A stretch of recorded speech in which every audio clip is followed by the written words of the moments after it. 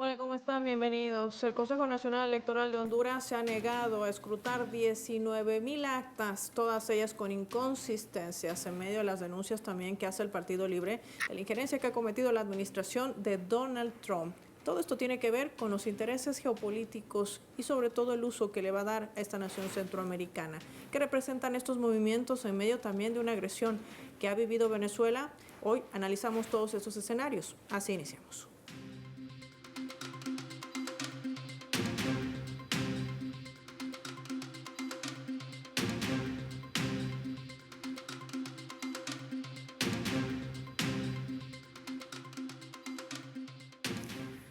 Por esta razón les proponemos desplegar nuestro mapa y revisar algunos datos claves para entender todo este contexto. Honduras en la consumación de un golpe electoral.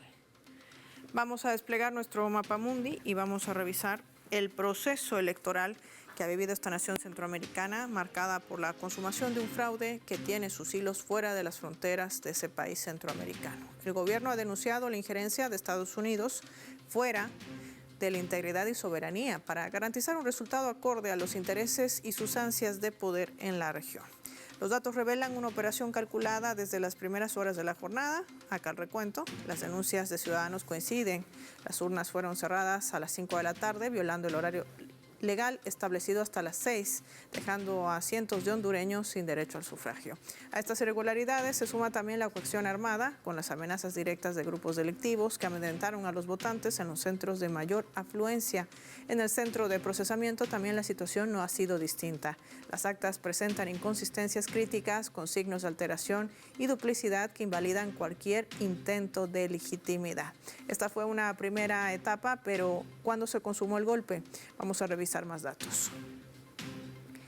Las elecciones generales del 30 de noviembre quedarán marcadas como el día de la estocada final de la voluntad popular. En un acto sin precedentes, el Consejo Nacional Electoral proclamó resultados cuando aún faltaba contar bastantes votos. De hecho, el propio ente electoral declaró que no es necesaria la publicación también de estos resultados en la Gaceta Oficial, lo que ya el gobierno y el propio consejero del CNE, Marlon Ochoa, ha calificado como una ilegalidad. La candidata del Partido Libre, Rixi Moncada, por el Partido Libertad y Refundación, vemos otros datos de la lámina si nos acompañan, ha denunciado ese mismo día que desde Washington, Donald Trump ha venido mancillando el orden democrático de nuestro país en coautoría con el Partido Nacional, con las maras y el crimen organizado. La traición es repugnante, decía, pero la traición a la patria es además detestable.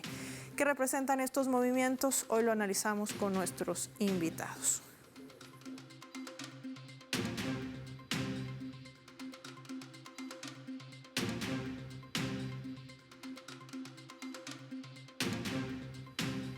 Vamos a someter este tema al análisis. Nos acompaña desde Honduras Sergio Rivera. Él es delegado nacional del Poder Popular y profesor. Qué gusto tenerlo con nosotros. Bienvenido. Muchas gracias por la invitación. Saludos a todos. Sumamos también a Edgar Soriano, historiador y analista político. Edgar, qué gusto volver a conversar contigo. Bienvenido. Un gusto saludarte, Paola, y un saludo también a Sergio. Vamos a iniciar contigo, Sergio. ¿Qué representa la negativa de este Consejo Nacional Electoral de revisar estas actas? Son más de 19,000 con inconsistencias y sobre todo la peligrosidad que reviste una declaratoria unilateral e ilegal. Es decir, la pregunta va, ¿en qué escenario político-social se encuentra Honduras? Bueno, nos encontramos ante un golpe electoral, un golpe que va a socavar precisamente la administración del Estado, el plan injerencista de los Estados Unidos en estas elecciones y que tiene dos cabezas, una llamada Partido Liberal y el otro Partido Nacional, quienes se han puesto de acuerdo para propiciarle al pueblo hondureño un golpe electoral y respetar la voluntad popular expresada en las urnas. Han dado declaratorias electorales sin haber terminado de contar los votos, sin haber terminado de contar las actas que tienen inconsistencias que suman mucho más que la diferencia que puede manifestarse entre un partido y otro. Estuvimos sometidos a un proceso electoral en donde lo que privó fue el miedo, la amenaza, la extorsión, donde el crimen organizado se desplegó ante la liberación de su jefe máximo, Juan Orlando Hernández, se desplegó por los centros de votación para amedrentar a la población e impedir que ejercieran el sufragio en el proceso de continuidad de la refundación que dirige el proceso a través del Partido Libertad y Refundación y la candidata Rixi Moncada. Hubo amenazas, hubo extorsión, se amenazó a la población de que si ganaba Rixi Moncada y Libre, se iban a detener las remesas de las cuales dependen una buena cantidad de hogares en nuestro país. Además de ello, la guerra cognitiva en máximo esplendor. Y nosotros hemos calificado que este es un laboratorio para luego atacar las demás democracias y países que luchan por la autodeterminación. Honduras está siendo codiciada por Estados Unidos para ser utilizada como una plataforma de agresión a todos los demás países de América Latina. La agresión que hoy está viviendo nuestros hermanos venezolanos forman parte de una embestida de la resurrección del Plan Monroe, de este plan imperial donde Estados Unidos, al agotarse sus reservas, busca los recursos naturales de nuestros países y necesita el territorio hondureño. Para ello necesitan poner gobernantes que estén al servicio de los designios de los Estados Unidos. Y a eso se debe la injerencia y el gran fraude electoral que le están propiciando a la democracia hondureña. La verdad es que a pura fuerza y a pura extorsión los Estados Unidos están imponiendo una nueva gobernatura en todo nuestro país. Muy interesante la radiografía que nos brinda Sergio Rivera para poder entender qué hay en medio de todo este movimiento que tiene también relacionamiento con esta injerencia que ha emprendido Estados Unidos. Edgar, en medio de este escenario hay que puntualizar para poder entender también ¿cuál es el interés real? Se sabe que tras haber apoyado al candidato a la presidencia del Partido Nacional, Narri Asfura, él mismo ha anunciado que la primera visita que realizaría la próxima semana sería Israel y Estados Unidos. Esta es una injerencia, pero también de alguna manera nos ayuda a entender cuál es el interés real de lo que él mismo ha denominado en su campaña de gobierno como un triángulo para los intereses de Estados Unidos. ¿Frente a qué estamos? Así es, Paola. Mira, Honduras siempre ha jugado un papel muy importante en la dinámica geopolítica. Obviamente Estados Unidos tiene intereses muy concretos en cada uno de los países, ¿verdad? En el caso específico nuestro, no es un asunto económico, es un asunto geopolítico. Recordemos el papel vital que jugó Honduras en el siglo anterior, ¿verdad? Como el centro, digamos, de una dinámica contrarrevolucionaria, como sucedió en las guerras civiles, ¿verdad? Durante la Revolución Sandinista y los levantamientos armados en los países del Triángulo Norte de Centroamérica y Nicaragua. Entonces, Paola, evidentemente Honduras juega ese papel muy importante, ya que para Donald Trump y esta administración, ¿verdad? Han lanzado lo que le están llamando algunos analistas la doctrina Monroe 2.0. ¿Qué significa esto? Que Estados Unidos, pues dentro de la legalidad y todos los mecanismos de injerencia que ellos han mantenido a lo largo del tiempo, en esta ocasión Donald Trump lo hace de manera descarada, digamos, se quita la máscara y lo dice sin tapujos. Nosotros mandamos en el continente americano, ¿verdad? No van a estar estos países gobernados por administraciones leales a nuestros intereses o serviles a nuestros intereses, mejor dicho. Entonces, Honduras, ese es el papel que juega en toda esta dinámica, ¿verdad? Nosotros en los últimos 4 años tuvimos un gobierno liderado por la presidenta Xiomara Castro, un gobierno democrático, un gobierno de corte izquierda con un programa de rescate del Estado, de la institucionalidad y de asistencia social a su población, un gobierno que llegó a proteger los bienes públicos, la defensa de la institucionalidad pública y de las empresas del Estado, como la gran estatal energética, la Empresa Nacional de Energía Eléctrica. Entonces, claramente es un gobierno, ¿verdad? Que con un discurso también de alianza con los países de América Latina, la integración latinoamericana. La presidenta Castro fue presidenta pro tempore de la CELAC y obviamente participó muy activamente en todos estos foros regionales con el objetivo de fortalecer la unidad granítica de América Latina, era frente a cualquier amenaza injerencista o imposiciones o saqueo de sus recursos naturales. Y es por eso que el gobierno de Estados Unidos, liderado por Trump, pues no aceptaba que este gobierno tuviese continuidad y por eso dieron este golpe electoral en Honduras, porque no hay que llamarlo como debe de ser.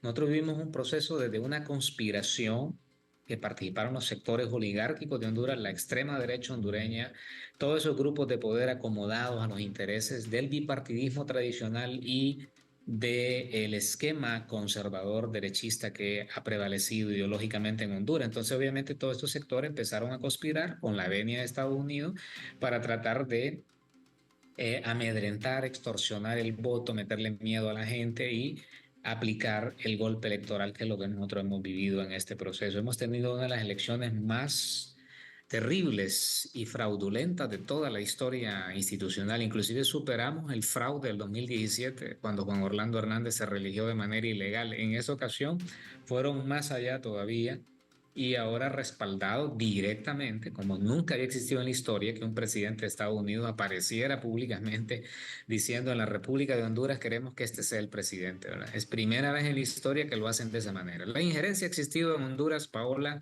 por más de 100 años, pero en esta ocasión de la manera más descarada para tratar de neutralizar en esos últimos 5 días de la recta final de las elecciones la candidatura de Rixi Moncada. Yo te quiero preguntar con esto, Edgar, y si me ayudas con esta precisión, no sé si técnica, pero entonces Nasras Fura se convertiría en un presidente con legalidad.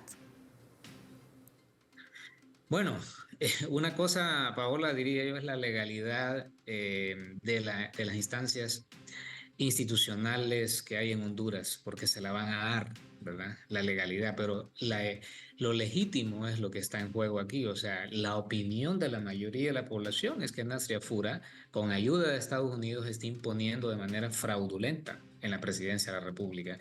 Y eso está en el imaginario colectivo de la mayoría de la población en Honduras y de la comunidad internacional, de aquellos sectores conscientes que han podido observar claramente lo que pasó en estas lamentables elecciones del año 2025. Entonces, Paola, yo diría que ellos, con toda la presión institucional y el control de parte de la institución que poseen y que ahora van a incrementar ese poder institucional a partir del 27, en esa legalidad, pues Nasser Fura va a ser presidente de Honduras. Y sin duda, Tommy Zambrano, el diputado de este derechista Partido Nacional, sin duda, a partir del próximo 25 va a asumir la presidencia del Congreso Nacional. Esa es una realidad.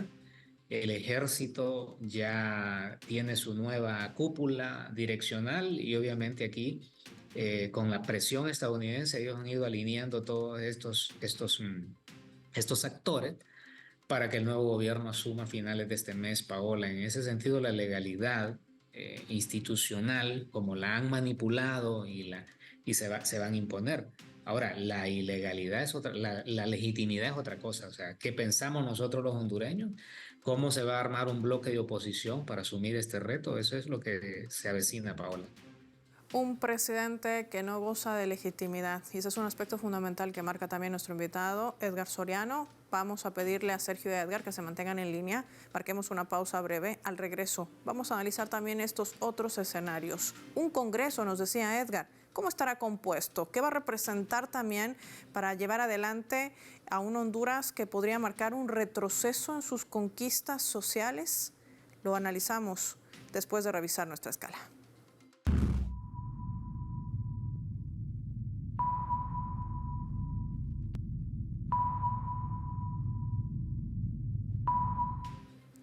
A través de nuestra escala les compartimos esta nota web de nuestra multiplataforma informativa Telesur, a la cual invito como siempre a visitar, compartir las noticias y dar like. Está titulando así: Trump sabía muy poco de Juan Orlando Hernández, el expresidente narco que indultó.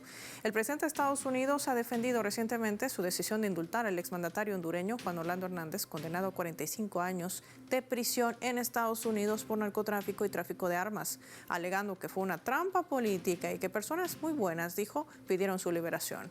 Durante Durante una entrevista con un medio político, Trump afirmó tener muy poco conocimiento sobre Hernández, salvo alegaciones de que el expresidente hondureño había sido objeto de una persecución política por parte de sus adversarios. El republicano reconoció que le pidieron el indulto y accedió a hacerlo, sin especificar quiénes fueron las personas que intercedieron supuestamente por Hernández, desestimando la condena al señalar que era el presidente de un país que traficaba drogas, como probablemente se podía decir de todos los países. Recordemos que Juan Orlando Hernández, según la investigación que había hecho la propia DEA, traficaba entre 40 y 50 toneladas de cocaína desde Honduras hacia los Estados Unidos, procesado, juzgado por un tribunal estadounidense, lo que Trump borró fácilmente de la noche a la mañana. Y se sabe que ese ha sido el argumento de injerencia que ha utilizado para boicotear las elecciones en Honduras, para generar este golpe electoral que atraviesa esta nación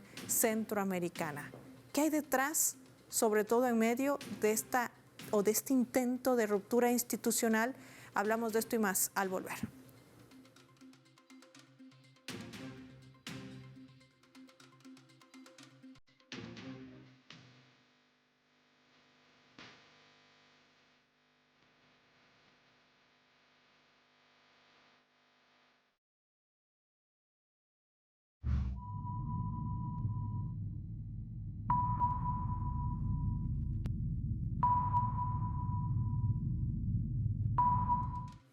Vamos a sumar otro elemento también para el análisis a través de la fotografía. Lo que ven allí es un collage. La gente está movilizada en Honduras. Sí, se congregan hoy, 8 de enero, bajo el Congreso Nacional para exigir el recuento de votos y la revisión de estas más de 19.161 actas. El objetivo, defender la voluntad popular y garantizar la transparencia electoral. Así lo establece también la Constitución de ese país. Se trata de conocer también los aspectos que han marcado una elección plagada de irregularidades que han venido justamente desarrollando nuestros invitados. Una sesión extraordinaria es lo que lleva adelante este Congreso en Honduras con 128 diputados. ¿Qué podría representar este escenario? También lo analizamos.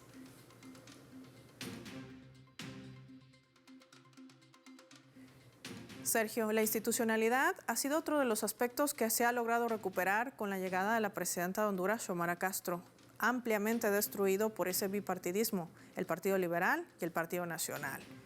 ¿Qué peligro también corre la institucionalidad y sobre todo qué esperar de esta medida establecida en la Constitución, en esta decisión que asumirá el Congreso con esta nueva conformación, llamémoslo así, tras las elecciones? Así es, en estos momentos hay algo que hay que destacar y es que a nivel de la población y sobre todo de un amplio sector no se aceptan los resultados electorales. Es un fraude evidente, o sea, es un descaro del desconocimiento y la aplicación de las leyes electorales. Lo que está pasando en Honduras es que le están enseñando a la población que las elecciones no son el camino para la elección de sus gobernantes. Están desacreditando los procesos electorales. Este es el tercer fraude que se desarrolla en contra del Partido Libertad y Refundación desde que se fundó. Y en ellos han pasado hechos violentos que han desembocado incluso en personas que han perdido la vida peleando la institucionalidad, el respeto al orden democrático. Después del golpe de Estado en Honduras, las instituciones dejaron de tener la función para la cual fueron creadas. Y lo peor sucedió en la época de la narcodictadura, que tememos retornará de nuevo toda la institucionalidad estatal al servicio del narcotráfico. Usted mencionaba hace unos momentos, Paola, que Donald Trump ni siquiera sabe qué fue lo que indultó. Pues indultó al narcotraficante más exitoso de América Latina. Ni Pablo Escobar llegó a ser presidente, ni el Chapo Guzmán, Juan Orlando sí, y convirtió toda la estructura estatal al servicio de las más de 400 toneladas que introdujo de cocaína a los Estados Unidos. Como podrá darse cuenta, estamos a merced de volver a ser un país calificado de un narcoestado. Y eso es muy peligroso porque eso genera violencia, pérdida de credibilidad. Y es más, estamos a las puertas de que en Honduras se instale de nuevo una dictadura que tendrá que ser derrocada a pura movilización y resistencia popular. Sin embargo, habíamos avanzado como gobierno. Este gobierno ha desarrollado la mayor inversión pública en materia de servicios públicos, en materia de carreteras, infraestructura, etcétera. Pero la campaña de la guerra cognitiva, la intromisión incluso de la Embajada de los Estados Unidos y directamente el propio presidente de los Estados Unidos, el despliegue de la CIA en Honduras para desarrollar políticas de terror y políticas de miedo marcan un precedente muy peligroso para cualquiera de los países de nuestra región, tomando en cuenta de que estamos en estos momentos bajo la ley del gran garrote, donde las leyes internacionales, donde el derecho internacional está perdiendo su razón de ser, donde la Organización de las Naciones Unidas ya perdió su razón de ser, tomando en cuenta que se ha desembocado una gran bestia acechando a todas las presas de ellos que consideran su traspatio trasero. Para ellos somos una colonia, pero no lo somos. Habemos naciones, habemos pueblos que resistimos hasta el último, hasta ver nuestros países libres de ese injerencismo extranjero y sobre todo imperial que viene desde los Estados Unidos.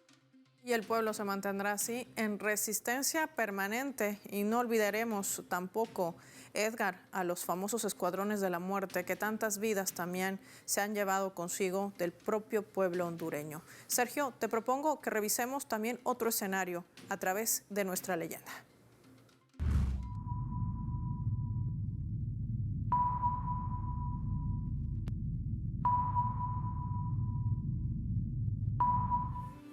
La presidenta de Honduras, Xiomara Castro, posteaba esto tras la agresión que ha sufrido Venezuela, el ataque emprendido por la administración de Donald Trump, que de acuerdo a cifras oficiales que brindaba el ministro de Interior, Justicia y Paz, Diosdado Cabello, anoche hay más de 100 víctimas entre civiles y militares hasta ahora, decía la autoridad de esta cartera de Estado. La mandataria hondureña decía: la agresión militar de Estados Unidos contra el pueblo de Venezuela y el secuestro del presidente Nicolás Maduro y de su esposa Cilia Flores constituye una afrenta a la soberanía y la independencia de los pueblos de América Latina y el Caribe, así como un desconocimiento absoluto y una derrota moral de la Carta de Naciones Unidas y del derecho internacional. Condenamos esta barbarie y nos solidarizamos con el bravo pueblo de Venezuela y con el presidente Nicolás Maduro y su esposa. No podemos permitir el retorno del colonialismo imperial. Honduras también ha sido víctima de la injerencia y la intervención directa del presidente de Estados Unidos, Donald Trump, quien amenazó al pueblo hondureño durante el proceso electoral por su intención de votar por Rixi Moncada y acompañó un fraude electoral descomunal que hiere gravemente, impone en riesgo nuestra ya frágil democracia, denunciaba y se pronunciaba así la presidenta hondureña Xiomara Castro. En este sentido, hay que poder puntualizar qué representa el retorno de este colonialismo, lo que denuncia la presidenta Xiomara Castro, tomando en cuenta además esta estrategia que ha planteado la administración de Trump, este corolario que no es otra cosa que una reestructuración de la doctrina Monroe. Sergio. Sí, bueno, el tema es que no solo Honduras ha sido víctima de esta intromisión inmediata de los Estados Unidos. Representa el desarrollo de ese plan imperial que va acompañado del guerrerismo, va acompañado de esa ambición que tienen como imperio de quedarse con todos los recursos naturales, pero también hay un plan estratégico de posicionar militarmente sus bases militares. Recordemos que Honduras es un país que tiene una ocupación militar desde 1982 en el marco de lo que se denominó la Guerra Fría y el Plan Reagan para Centroamérica. Esto viene acompañado de la doctrina de la seguridad nacional, el resurgimiento de los escuadrones de la muerte y sobre todo lo más desastroso, que es la utilización del territorio nacional para las operaciones militares norteamericanas. Donald Trump amenazó no solo a Honduras, amenazó a Cuba, ha amenazado a Nicaragua, ha amenazado a México, ha amenazado a Colombia, intervino militarmente en Venezuela y lo está haciendo con cualquier país que ellos consideran su traspatio. Estamos ante el desarrollo de un coloniaje en donde ha contado en cada uno de los países con antipatrias, con personas que son cipayos, con personas que no entienden de nacionalidad. Y es muy peligroso tener en cada país personas que no aman su patria, que no aman su tierra. Y esos son los aliados del imperio, los que venden su territorialidad. Estamos ante un escenario nuevo, un escenario que nos obliga a los pueblos de América Latina a unificarnos para defender nuestra soberanía y nuestras integridades de cada uno de nuestros países. Y esto, Edgar, también para no dejar de lado tu criterio que me parece muy importante. ¿Qué representa, tú crees, el mayor riesgo de este corolario Trump? Sí, en efecto es bastante preocupante, como lo mencionaba Sergio, ¿verdad? Toda la arremetida que está haciendo la administración Trump, digamos, con este argumento de la doctrina Monroe ya sin máscara, ¿verdad? De manera agresiva y brutal, violentando el derecho internacional, secuestrar al presidente de Caracas junto a su esposa y llevarlo a Estados Unidos bajo una mentira de un cartel que no existe y luego decirle al pueblo de Argentina por quién deben de votar y luego lo hace con Honduras. Entonces, claramente nosotros vemos una situación muy peligrosa porque hay una conciencia también. O sea, América Latina y el Caribe lleva 2 siglos de ir estructurando su estado, bien o mal, con guerras civiles, con todos los conflictos intestinos que hemos tenido, pero se ha ido conformando una conciencia nacional en cada una de estas naciones y esa conciencia nacional se siente herida, Paola, en una coyuntura como esta. Entonces, esto es peligroso porque vamos a tener muchas protestas, pero también nos preocupa que estos estados ultraderechistas, ¿verdad?, que son parte de este esquema injerencista, vuelvan nuevamente a la violencia. En Honduras tuvimos 4 años donde no hubo represión en las calles, donde la presidenta de la República le prohibió a los agentes armados del Estado que hicieran cualquier tipo de represión contra el pueblo. Pero lo que vamos a ver nosotros ahora en adelante es lo contrario. Vamos a ver cómo nuevamente nos vamos a enfrentar a la violencia estatal y eso sí nos preocupa porque parece que va a ser una tendencia, ¿verdad?, para intentar aplastar esa conciencia nacional que va a salir a las calles, que va a manifestarse en todos los espacios intelectuales, políticos y sociales, populares, organizados. Entonces, es preocupante desde esa perspectiva, Paola, ¿verdad? En nuestro país nos preocupa enormemente porque lo que va a pasar a partir del 27 de este mes de enero es claramente un cambio radical en el aspecto del uso de la fuerza del Estado contra el descontento poblacional, porque los que tenemos conciencia ciudadana entendemos que aquí hubo un golpe electoral, que aquí hubo un fraude electoral descarado, ¿verdad? Entonces, obviamente, Paola, estamos viviendo momentos difíciles para la región. Yo creo que si los países, independientemente de su gobierno y sus posiciones ideológicas, entendieran la defensa irrestricta del derecho internacional como un bien colectivo global que se construyó luego del genocidio y la violencia descarnada de la Segunda Guerra Mundial, es el respeto al derecho internacional. Creo que estamos en una época donde los países deberían de unirse, la región y todos los países del mundo deberían de unirse contra los bloqueos y contra todo tipo de injerencia que violenta el derecho internacional, porque es el derecho internacional lo que permite que vivamos civilizadamente en este mundo global integrado. Entonces, obviamente América Latina en este momento está herida porque ningún presidente de ninguna potencia del mundo, ya sea ni de Estados Unidos ni cualquier otra potencia del mundo, tiene el derecho, tiene la legitimidad, no lo tienen para venir a América Latina y decir vamos a sacar a este presidente porque no está con nosotros, no nos hace los mandados o que no queremos a este partido, a este gobierno, le vamos a poner a este presidente. Entonces el presidente de Estados Unidos tiene que decir, este es el que tiene que gobernar. No puede ser eso. Yo creo que es un momento crucial o las naciones de América Latina en espacios de integración buscan la manera contundente de oponerse con criterio frente a esta amenaza injerencista que viene a lesionar obviamente el derecho internacional y la convivencia democrática y pacífica de nuestras naciones. Se debe de respetar la autodeterminación de los pueblos. No puede ser que vengan a extorsionar el voto, a amedrentar a los votantes para que no le voten a un partido porque no queremos que ese partido gobierne. O lo más terrible, la agresión que ha sufrido nuestra hermana República de Venezuela, donde su presidente ha sido secuestrado de manera violenta. Sin lugar a dudas. Quiero agradecer la solidaridad también de Edgar Soriano, así como de Sergio Rivera. A ustedes también darles las gracias por habernos acompañado en este programa del Mapa. Lo vamos a hacer finalizando, revisando rápidamente nuestros vectores.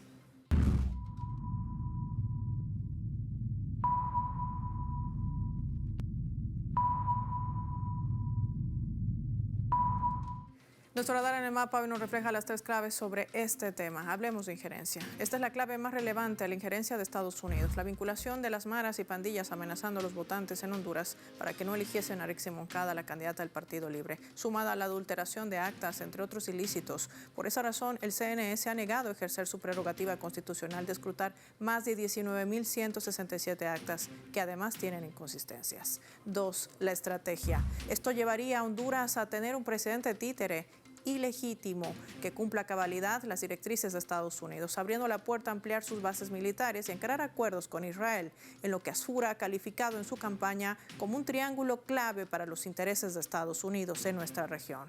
3. Narrativa de guerra. Aunque no hay punto de comparación con el indulto al más grande narcotraficante de Centroamérica como Juan Orlando Hernández, Trump no puede sostener de forma creíble que los cargos contra el presidente de Venezuela, Nicolás Maduro, justifiquen una invasión, un ataque como el que ha emprendido a la soberanía venezolana. Estados Unidos además ha eliminado la referencia al mandatario Nicolás Maduro como el líder del cártel de los Soles. En su imputación reconocen que ese cártel nunca existió, una narrativa falsa que utilizó Estados Unidos para emprender esta agresión militar que cobró la vida de al menos 100 personas, entre civiles y militares. Soy Paola Pérez y nos vemos en otra edición del Mapa.